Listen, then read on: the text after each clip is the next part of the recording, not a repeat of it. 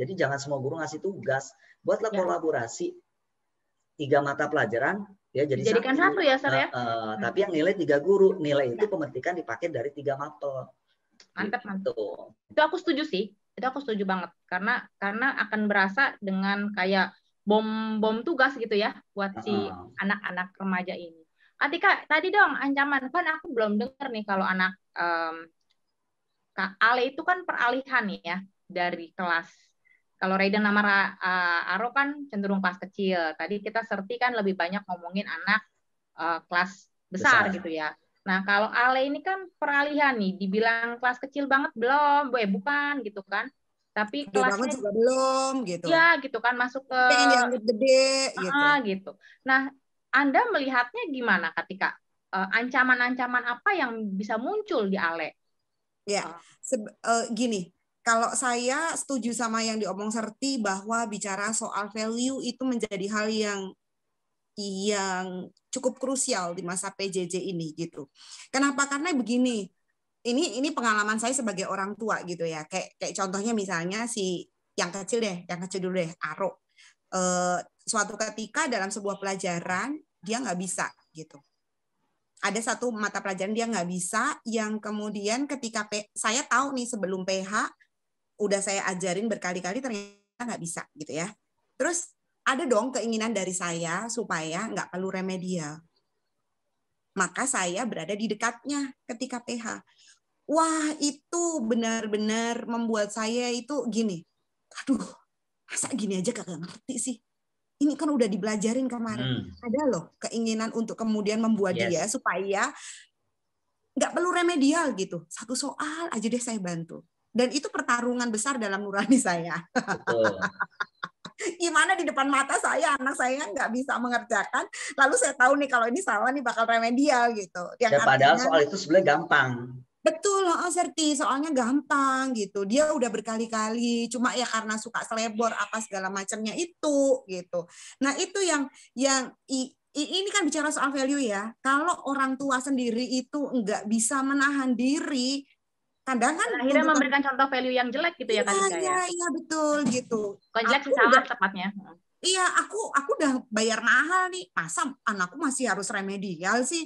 Aku udah bayar mahal nih. Masa anakku mesti belajar kayak begini aja nggak bisa sih? Gitu loh. Jadi ini value-nya orang tua juga tertantang loh di masa. Dan ada orang tua yang nggak pengen anaknya gitu, Tika, langsung dia kerjain, kasih aja karena kayak lempar. Itu dia. Nah itu terjadi. Maaf ya, itu biasa di kelas kecil.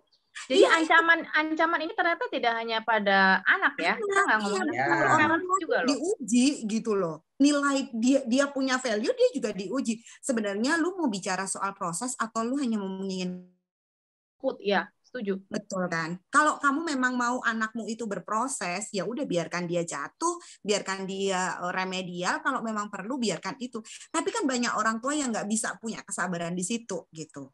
Jadi value orang tua itu ikut mempengaruhi bagaimana dia menghayati sebuah nilai kejujuran, berproses gitu. Itu. Kalau orang tuanya kayak begitu, memberikan satu, nanti begitu dia onset, dia nggak bisa anaknya di sekolah udah bisa ngapa-ngapain. Kenapa? Karena disuapin terus sama papa mama yang ada di sampingnya yang penasaran. Kenapa anak gue nggak bisa? Gue kasih jawaban deh. Gitu. Dan saya ini bukan hanya ancaman ketika nanti sekolah onsite gitu. Bahkan PJJ tahun depan pun ya. Iya, jadi bukan hanya ini tuh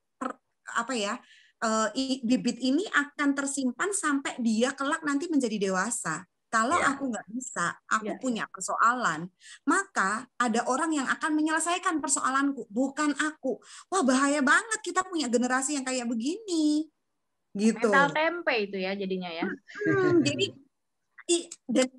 dan ini kan zamannya kita zaman swipe ya, zaman touchscreen, yang kalau dipencet persoalan beres. Aku nggak suka geser. Aku nggak suka ganti. Gitu kan. Dan ini ancaman gitu. Ini buat saya sebagai orang tua, ini nggak bicara hari ini nih. Hari ini anakku memang nggak remedi ya. Hari ini anakku naik kelas. Nah, kan? Hari ini anakku nilai kelas, bahkan KKM-nya melampaui. Pertanyaannya siapa yang ngerjain? Ya nggak tahu, urusan belakang. Yang penting anakku naik kelas, lalu semua rapot di screenshot dikirimin ke saudara-saudara. Wey, di masa PJJ ini anakku tetap naik kelas. Tapi ini nggak bicara hari ini bicara besok masa depan. Kalau Arok gede, kalau saya kemudian gitu ya. Ini kalau orang tua kayak Tika semua keren kali ya. Aduh, Sir. Jangan juga, Sir. Karena aku cuma mikirnya gini loh. Tapi aku mikirnya gini, di luar itu dunia tuh lebih keras, maka di rumah dia harus belajar hidup keras, gitu. Dunia di luar lebih keras, lebih jahat, lebih ini. Di rumah mereka harus belajar dulu, latihan dulu bahwa hidup mereka keras. Itu Aroka, itu yang kecil. Yang besar ya sama, yang besar juga begitu. Aku juga punya pengalaman itu. Lalu yang kedua yang tadi Kak Jen bilang, apakah Ale juga mengalami? Iya, suatu ketika dia lagi kerja kelompok. Kan ada kerja kelompok tuh ceritanya. Nah, terus kemudian dia bilang, dia kebetulan jadi leader. Terus mulailah dia ngomel. Gak enak ya mah jadi leader. Kenapa emang kok gak enak jadi leader? Soalnya aku mesti ngedrive bisa diskusi. Tapi temanku tuh semua tutup kamera, semuanya diem.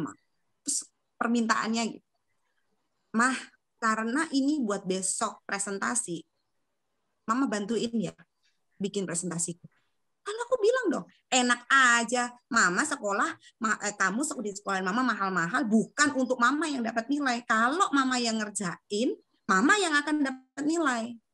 Mama mah pilih kamu nggak dapat nilai, Ci, daripada Mama yang ngerjain tugas gitu ya.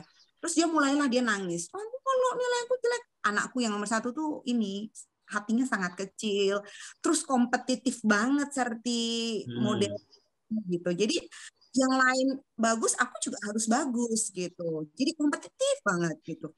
Nah, terus aku bilang kayak gitu. Terus dia mulailah memujuk, ayo Mama bantuin. Enggak, terserah kamu mau sampai nangis mau apa, Mama nggak akan bantuin kamu. Gini, kamu bilang besok sama temanmu, ayo teman-teman kita ngerjain. Kalau kalian nggak mau pada ngerjain, ya udah, aku bilang aja sama bilang aja sama Miss X gitu, bahwa kelompokku nggak mau ngerjain. Ini yang aku kerjain. Begitu gitu. Sampai malam percakapan itu terjadi karena dia masih bersikeras memaksa saya, karena beberapa kali kan dia melihat saya sama bapaknya ngomongin pekerjaan bareng gitu ya. Misalnya mau mimpin apa, kita suka. Masa saya nggak bisa bareng sih, Ma, gitu kan. Itu dia. Kok Papa dibantuin, kok aku enggak gitu. Loh, ini kan bukan soal Papa dibantuin kamu enggak gitu ya, tapi ya itu gitu. Jadi satu mereka tuh jadi ini loh nggak maunya berhasil sendiri gitu, maunya hebat sendiri, lalu nggak punya rasa empati itu gitu. Kau juga harus tanyain dong, kenapa temenmu tuh nutup kamera, kenapa temenmu tuh nggak mau ngomong sama kamu gitu. Jangan-jangan kamu yang nggak ngasih kesempatan buat temenmu ngomong, kamu yang ngecebret sendiri, sibuk atur sana, sibuk atur sini, sehingga temanmu merasa nggak nyaman. Akhirnya ya udah deh kalau Mama nggak mau bantu. Ya akhirnya dia bisa bekerja sama dengan sebuah keterpaksaan. Tapi betul, keinginan untuk berelasi dengan temannya jadi sangat rendah. Nggak peduli temannya mau kayak apa begitu. Ya. Dia hanya dirinya. Jadi kalau kita udah ngeliat tadi hambatan, ancamannya kayak begini gitu ya.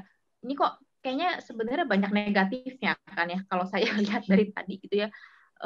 Mengambil sisi positifnya apa ya dari sekolah online gitu ya, baik dari sisi sekolahan atau dari sisi parents atau dari sisi anak-anak gitu.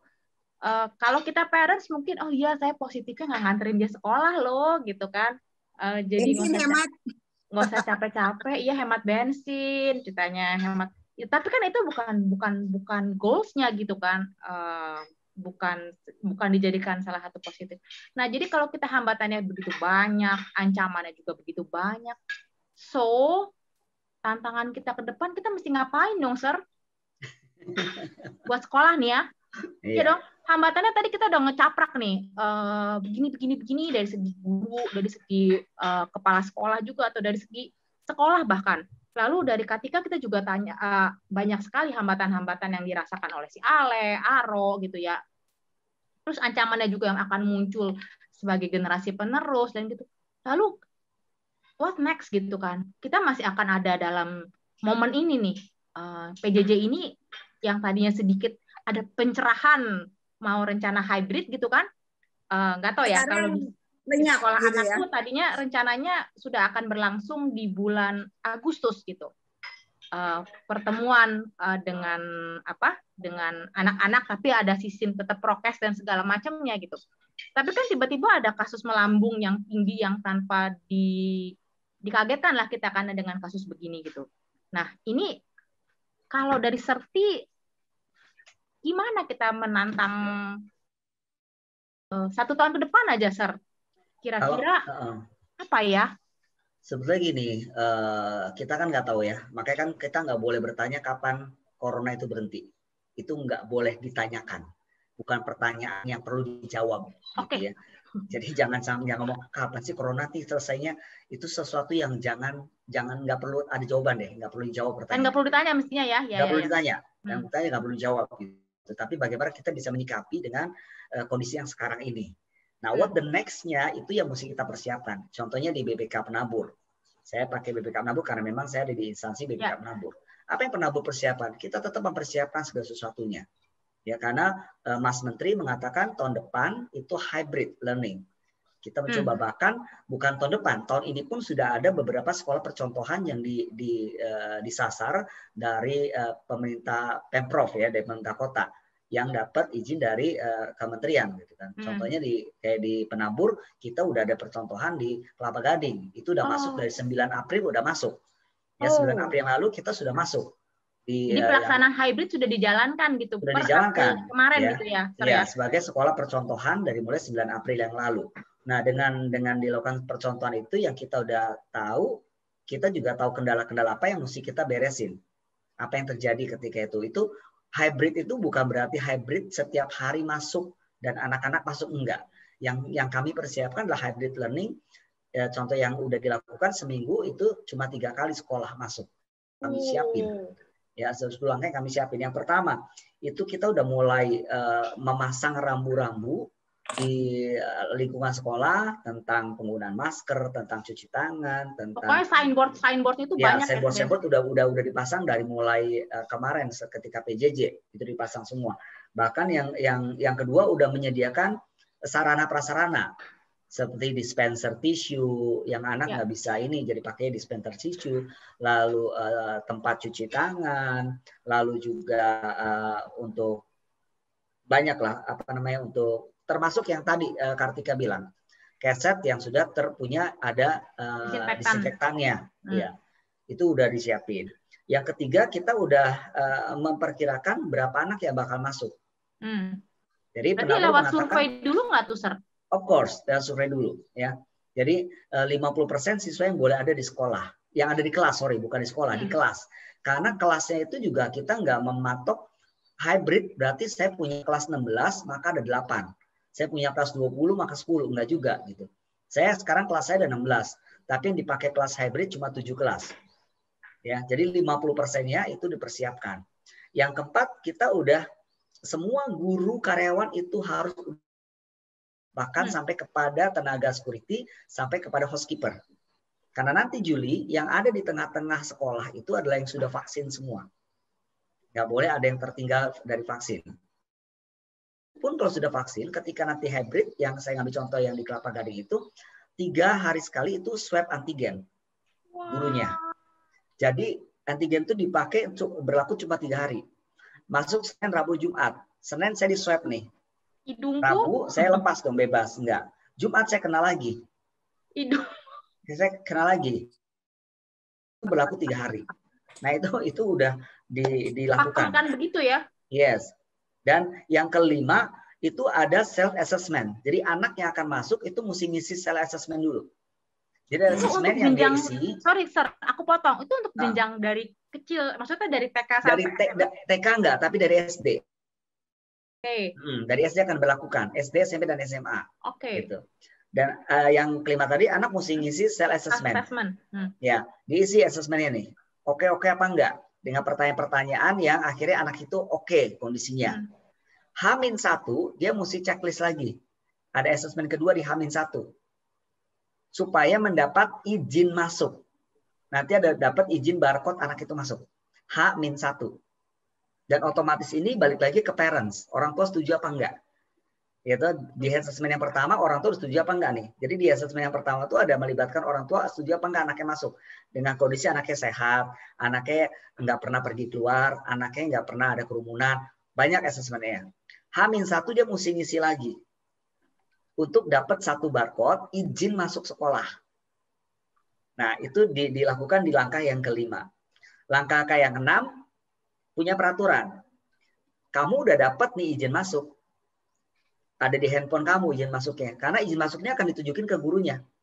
Miss, ini izin masuknya udah oke nih. Saya dapat izin masuk. Nah, tapi ketika ini udah izin masuk, di hari hanya, ketika suhunya diukur lebih dari 36 temperaturnya, maka anak nggak boleh masuk. Pulang. 36, Sir? Berapa? 37. Jangan merubah peraturan, Sir. Lebih dari 37 gitu ya. Lebih 37, 38 ke atas ya. Self assessment dia dapat izin masuk ya, udah dapat nih. Tapi begitu hari H diukur, wih, kamu kok 38 sekian atau 39? Gugur ya, Sir?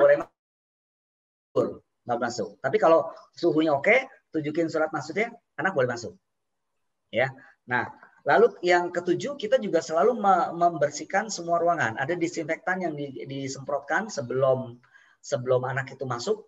Jadi sehari sebelumnya di clean up dulu. Nanti after anak itu keluar, semprot lagi, disinfektan lagi semuanya. Ya, itu. Yang kedelapan, kita menyiapin tools. Toolsnya adalah untuk pembelajaran hybrid.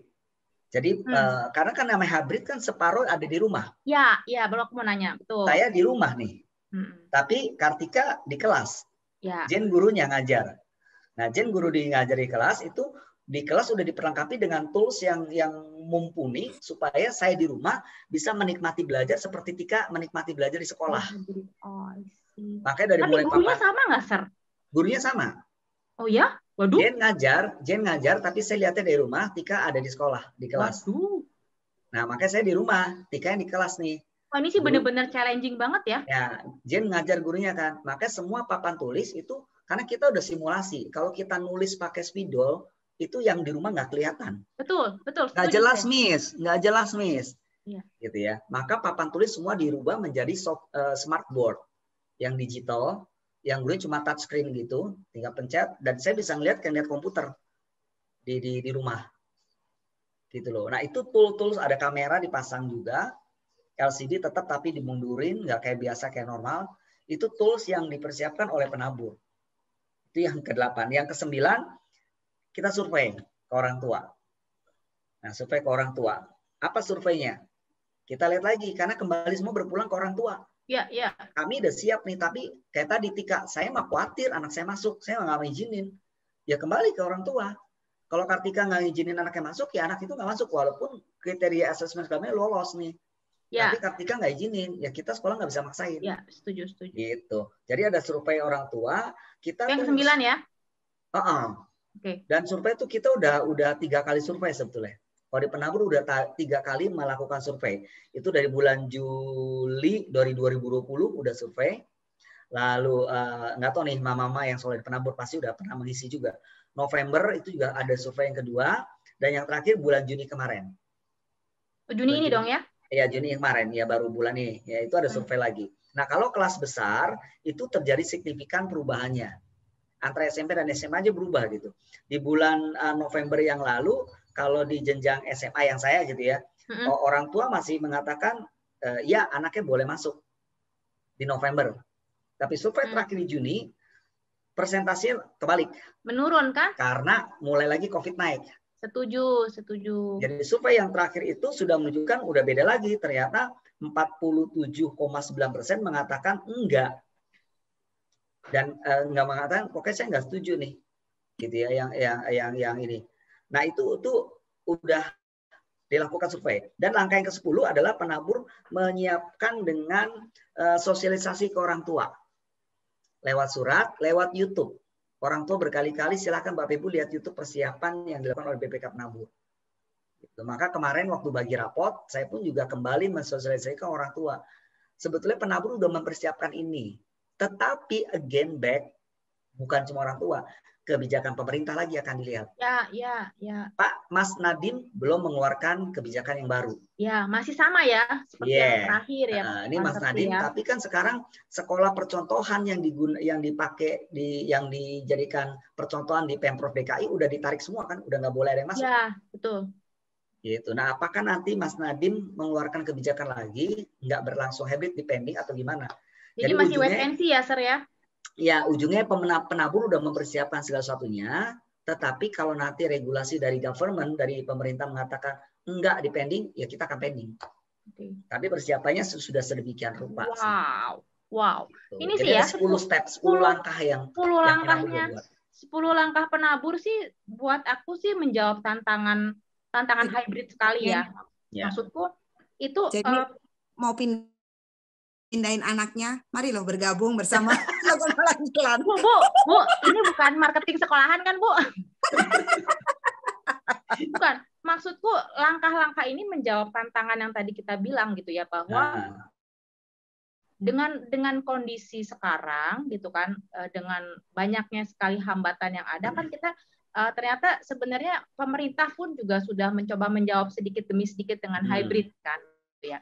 Dan sekolah-sekolah, saya sih apresiasi ya dengan sekolah-sekolah yang memang seperti penabur, yang sangat memperhatikan dengan detail bahwa tidak hanya sekolah yang punya masalah ini gitu kan, tapi parents, anak kan juga. Makanya bagaimana untuk membuat si parentsnya ini hatinya nggak deg-deg ser gitu kan, sekolah kan harus meng-create sesuatu itu. Tapi ya Sir ya, itu tuh langkah-langkah itu kan nggak keluar duit dikit ya.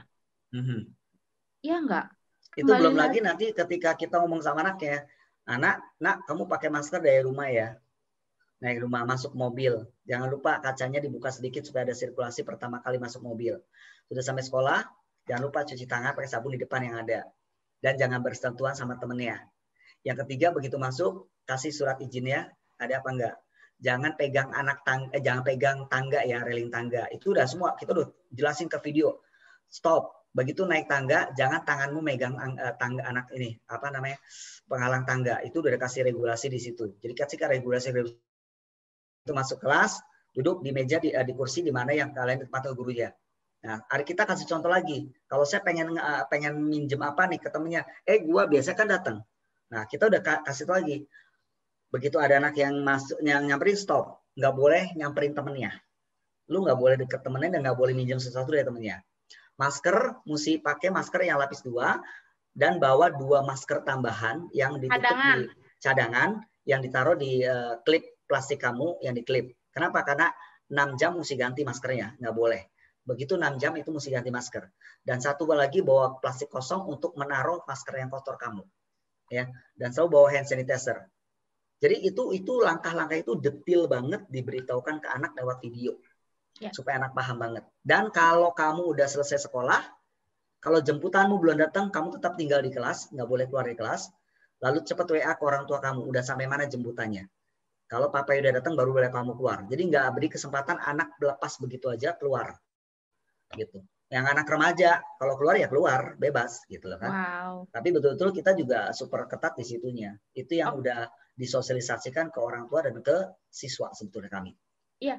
Kembali tadi omonganku, Sir, bahwa tantangan itu dijawab oleh sekolah-sekolah yang memang memiliki kapabilitas ataupun capacity untuk memang melakukan hal-hal yang tadi seperti dilakukan itu sangat detail gitu ya, sangat terstruktur, sangat itu. Dan saya juga bayangkan itu investasi yang dikeluarkan oleh pihak sekolah pun kan nggak murah gitu ya. Betul. Untuk mewujudkan satu kegiatan hybrid learning ini gitu dengan 10 step tadi gitu.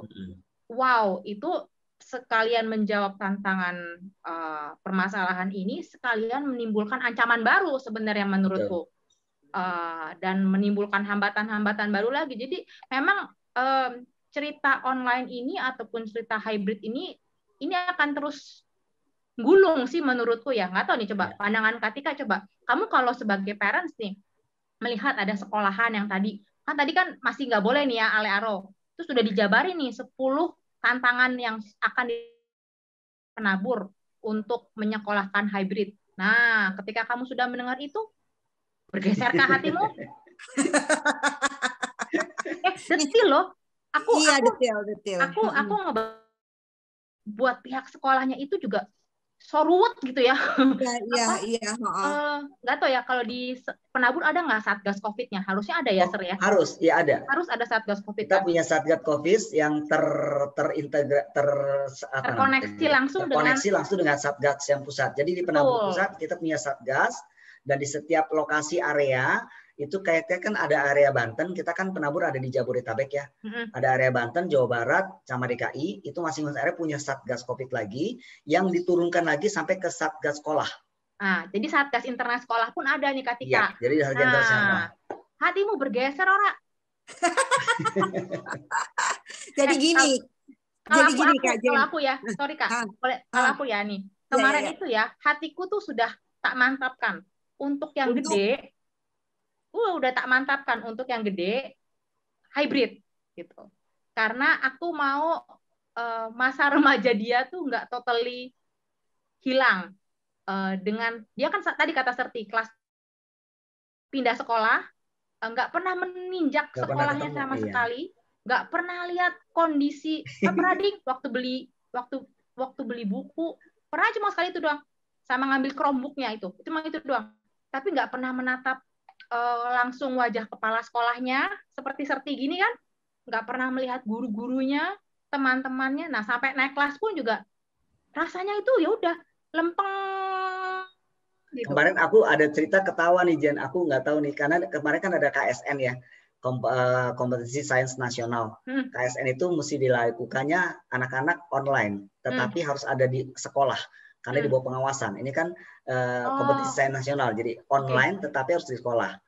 Nah, lalu kan ada anak kelas 10 tuh yang ikut KSN. Berarti kan ke sekolah kan dengan udah ada protokol mesti nyerahin swab segala macamnya itu udah lolos semua, masuk ke sekolah. Lalu kan saya nunggu di depan dong gitu kan. Nunggu depan. Oke, kamu lupa nih Serti nih. Karena kan saya belum ketemu kan ya. Kamu Kristabel, oh ya Kristabel. Kamu langsung ke sana ya, ke lab komputer ya lantai 3. Anak itu jalan, pelangap-pelongo gitu kan. Terus aku nyadar, dia kan kelas 10, dia belum tahu gitu. Jadi aku lari, aduh serah, Kristabel kelas 10, iya, kamu belum tahu ya labnya di mana ya gitu. Iya kan, aduh. Jadi aku memantapkan hatiku untuk anak yang pertamaku ini, akhirnya udah deh dengan segala macam nanti kita brainwash lagi gitu kan dengan tetek bengeknya, tapi udah hybrid kan. Tapi memang untuk yang kecil ini aku masih belum mantap nih gitu ya. Jadi kemarin itu kalau ini balik ke kasusku gitu, sebagai orang tua gitu, rada beda gitu karena aku punya goals-nya biar yang satu ini rada nggak kehilangan momen remajanya gitu loh Serti. Kasian banget gitu sebenarnya kan, wisudaan kagak ada gitu, terus pertemanan dengan teman-teman barunya dari beragam sekolah pun juga jadi begini gitu ya. Ya tapi nggak tahu, kembali lagi tadi kata Serti, kalau nanti Mas Nadimnya merubah ya pasti juga sekolah pun akan follow the rule kan gitu. Nah ayo sekarang ke kamu nih sebagai orang tua lagi ya, tantangannya apa yang harus kulakukan untuk di next-nya supaya anak-anakku di PJJ berikutnya, apakah aku memantapkan hatiku untuk akhirnya memberikan hybrid, atau apakah juga aku ter-challenge untuk apa lagi supaya anak-anakku juga lebih bagus gitu di tahun berikutnya gitu. Jadi gini Kak Jen sama Serti, bahwa sebenarnya ketika survei-survei itu dari sekolah itu diberikan untuk anakku gitu ya, aku tuh udah nggak baca surveinya. Malah? Pokoknya jawabannya cuma satu. No. Enggak gitu. Apapun yang disiapkan oleh sekolah, jawabannya enggak gitu ya. Jawabannya enggak gitu. Okay. Lalu anakku yang pertama itu tahu kalau ada survei, karena anakku tuh aku nggak punya handphone sendiri. Gitu. Jadi apa masuk ke handphonemu toh? Betul. Jadi apapun yang terjadi percakapan. Nah, sampai satu hari dia bilang, "Mama, aku boleh lihat handphone?" Boleh. Lalu dia lihat percakapan, lalu ini ada survei. Lalu dia membaca survei itu, lalu dia bertanya, "Mah, ini ada survei untuk masuk sekolah ya, Mah?" "Iya." Terus dia diam. "Tapi aku udah tahu kok jawabannya Mama apa." Dia bilang begitu. "Mama udah isi nggak?" Ya isi sih. Aku udah tahu jawabannya mama apa. Apa emang Ci jawabannya? Jawabannya enggak kan? Terus aku waktu itu tidak menganggap itu sebagai sebuah persoalan.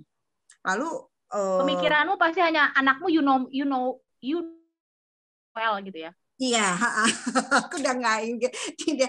Oke, jawabannya. Kamu tahu jawabannya mama apa, Ci? Tahu. Enggak pasti gitu. Lalu aku bertanya, setelah beberapa hari dia bahas lagi, aku bertanya, Ci, sebenarnya kalau kamu sendiri sebenarnya kepengennya apa? Oh, dia dengan rada takut dia menjawab, aku sih sebenarnya pengennya sekolah, Ma. Tapi dia langsung kemudian mengubah percakapan. Tapi kan mama pasti nggak kepengen kan kalau aku sekolah, karena kalau aku sekolah nanti kalau sakit siapa yang urus? Nanti kalau aku sakit yang urus pasti mama. Kalau aku sakit nanti yang begadang mama. Kalau ini nanti mama. Wah, kalau aku merasa menjadi orang yang egois banget gitu. Kok anakku jawabannya semuanya mama gitu. Di mana dia jawaban dia gitu. Jawaban dia di awal lalu segera ditutup oleh semua ketakutan sang mama gitu ya. Sampai pada suatu hari aku tuh ini kan masih bergumul terus gitu ya. Sampai pada suatu hari aku membaca sebuah artikel yang kemudian dia bicara tentang parenting gitu. Dan di situ dia tuh sederhana banget gitu. Dia cuma bilang begini, kalau kamu ingin menjadi seorang parents yang baik, jadi yang buat anakmu itu terinspirasi sama kamu sebagai orang tua, bayangkanlah ketika kamu menjadi anak-anak, kamu ingin menjadi orang tua yang seperti apa? Kamu ingin memiliki orang tua yang seperti apa? Nah, dari situlah aku kemudian membayangkan masa kanak-kanakku, dan aku menemukan bahwa iya ya, aku tuh kepengen orang tua yang kayak begini, kayak begini, kayak begini. Lalu sekarang kenapa aku ketika jadi orang tua, aku udah matok sebuah jawaban begitu. Lalu kemudian aku ya mulai menawar dengan diriku sendiri gitu ya. Gimana ya nanti kalau anak-anak ini mulai sekolah, aku ngobrol sama suami gitu ya. Dan ya di dalam setiap obrolan itu ternyata kami mendapati bahwa ini bukan tentang saya, tapi ini tentang anak-anak gitu. Ini tentang anak-anak. Ya kalau memang kemudian masih di rumah, maka kesempatan orang tua untuk menanamkan value sebanyak mungkin. Meskipun ketika kami sibuk, ya kami mungkin nggak bisa bersama-sama dengan mereka. Tapi ketika kita punya waktu, entah 1 jam, entah cuma 15 menit, saat itu waktu kami untuk menanamkan value yang kami mau sebanyak mungkin. Ketika berada di dalam rumah, maka ya ini waktu untuk kita ngasih tahu tentang kesehatan buat mereka. Pakai masker, ini. Ya. Jadi sekarang waktunya untuk menabur benih untuk ini gitu, karena ketika nanti di misalnya entah kapan sekolah, kita nggak akan pernah bisa mereka mengawasi mereka. Jadi itu yang kemudian membuat kami bergumul gitu. It's not about us sebagai orang tua, tapi ini bicara tentang masa depan mereka gitu. Kalau mereka sendiri sebenarnya ketakutannya adalah bukan ketakutan anak-anak, tapi ketakutan orang tua. Dan egois sekali ketika ketakutan orang tua itu harus ditanamkan kepada anak-anak. Anak-anak nggak punya ketakutan sendiri. Dan mereka harus follow ya atas ketakutan kita ya. Betul. Dan itu buat aku egois sekali gitu ya.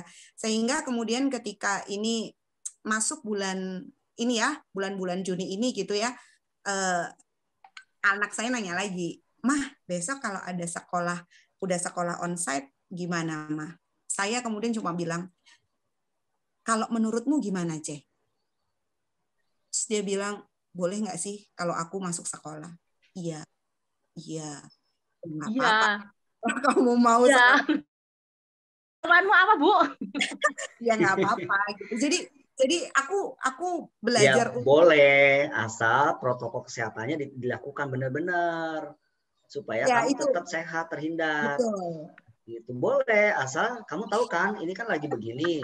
Kamu jangan lalai dengan protokol kesehatan. Betul. Jangan cuma di depan mama kamu ini, tapi sampai sekolah pun kamu nggak boleh buka masker. Betul. Kamu nggak boleh bersentuhan sama temanmu. Kamu nggak boleh bersentuhan barang-barang yang lain. Nah, itu yang mesti diberikan orang tua kepada anak supaya Yes. Jadi sebenarnya ya, kalau saya lihat itu kan ini inline ya, antara sekolah harusnya sama parents gitu kan. Betul. Kalau yang ditabur sama sekolah, maksudnya kita maunya begini gitu. Nah, sebenarnya sebagai orang tua pun kita harusnya menabur hal yang sama gitu ya, Ser ya. Karena kalau enggak ya tadi kata Serti, kita coba loh ngasih tetap value integrity sama anak-anak, kejujuran. Ya orang tua pun juga harus menanamkan yang sama sebenarnya gitu kan. Terus sekarang sekolah lagi menanamkan, yuk tetap terapin protokol kesehatan kalau kita mau hybrid. Ya orang tua juga harusnya sejalan gitu ya dengan sekolahan, sehingga ya pertumbuhan anak meskipun dengan kondisi yang mungkin saat ini kita bisa bilang agak mundur beberapa faktor gitu ya di sisi anak-anak murid, tapi ya kalau kita berdua baik sekolah atau parents ini sejalan, ya meminimalisir kali ya Serti ya.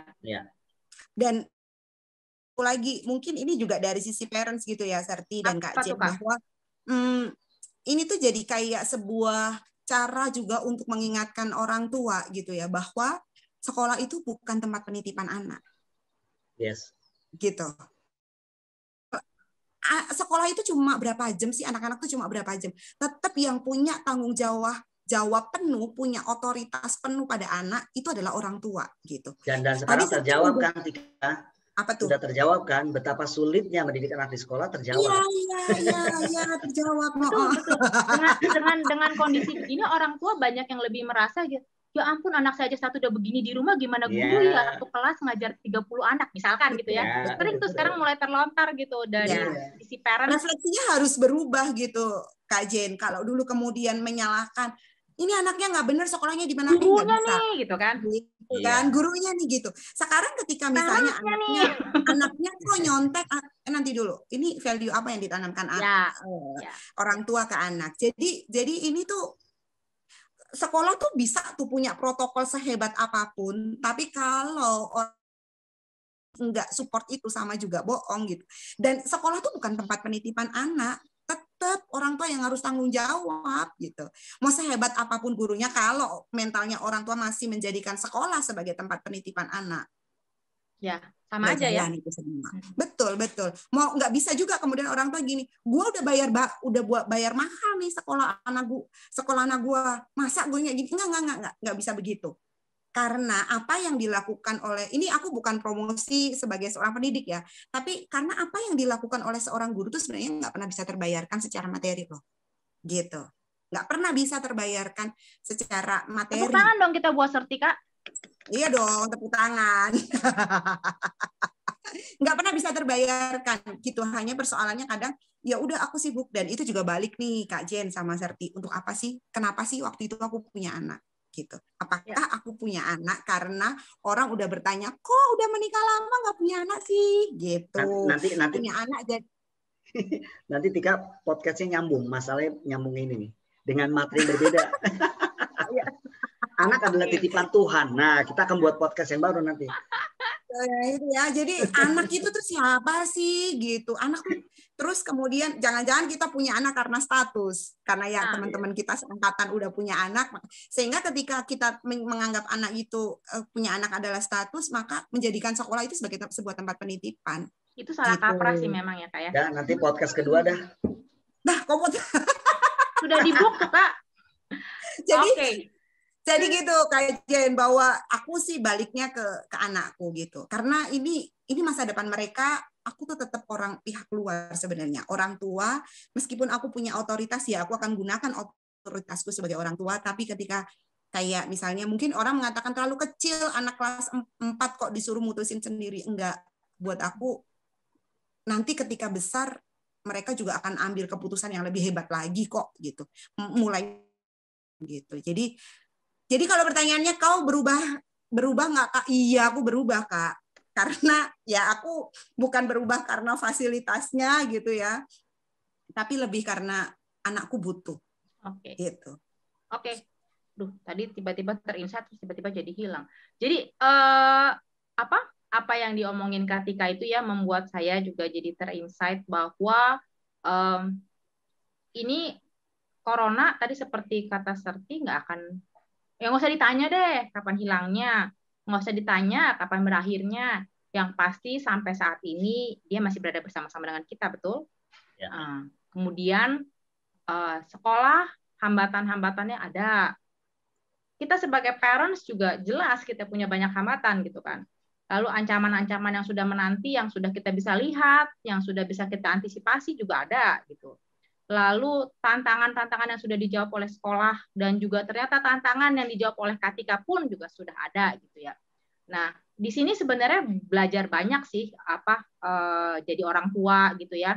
Belajar banyak juga dari pendidik, dari misalkan kepala sekolah dengan menghadapi sikon seperti ini gitu. Dan yang pasti juga buat saya, satu, saya belajar bagaimana mendengarkan juga suara tadi yang kata Katika, mendengarkan suara anak ketika kita mau mengambil keputusan sesuatu itu jangan maunya dewek gitu ya, apa sih? Karena kan sekolah udah memberikan segala macam contoh yang baik gitu untuk kita ikutin.